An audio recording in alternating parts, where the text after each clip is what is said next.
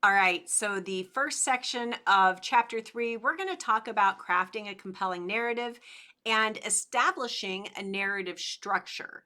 Now, what we've already done is you've gone back, you've figured out your theme and your focus, and now it's time to craft that narrative structure. So first things first, you know, try to visualize it like this. Establishing a narrative structure is kind of like building a house.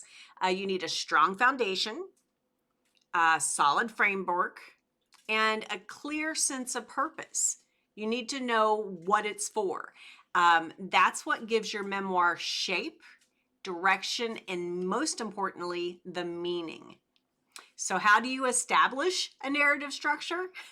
That is actually the question, literally. So here's a few tips to get you started.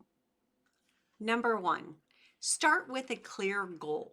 What is the story that you want to tell or the central message that you want to convey to your readers? Having a clear goal in mind will help you establish a structure that supports your narrative and guides your readers.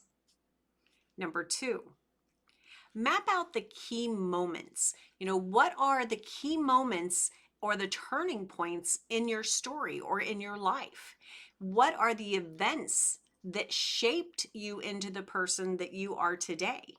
Mapping out those moments will help you create a very clear narrative arc and establish a structure that supports your story.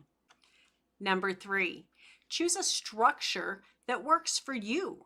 There's many different narrative structures that you could choose, including chronological, thematic, and hybrid structures. Choose the one that works best for your story and for you personally. Number four, use a hook to draw readers into your story. Your memoir should always start with a hook that actually draws them in, like a fish hook. Sets the stage for your entire story. It could be as simple as, an interesting anecdote, a powerful quote, or some sort of a striking visual image that captures the essence of your story. But if you don't immediately start with something that's going to hook them and make them want to read it, they won't get past page 1. 5, consider the pacing. Now, pacing is really important in memoir writing or any writing at all, to be honest. You want to create a structure that keeps your readers fully engaged, interested, and wanting to keep turning the pages. You want to make it fast-paced enough that it's exciting at times and they're right there with you on the edge of their seat, but then give them slower paces as well so that they can be more reflective and introspective. It's important to allow your reader the time to experience all the emotions through that. So make sure that you consider the pacing as you go through this. Number 6, use transitions to guide your reader. Now, transitions are really important in establishing the narrative structure. They help your reader from, one moment to the next, from one scene to the other, from one time frame to the next. Use transitions like scene breaks, chapter breaks, and summary statements to keep your reader engaged and on track.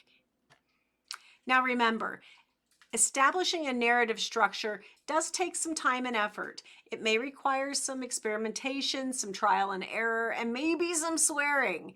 Don't worry though, you've got this. You can do this. Your memoir is waiting to be written, and your narrative structure is the framework that will get it to life. So get out there, have some fun, and let your creativity soar.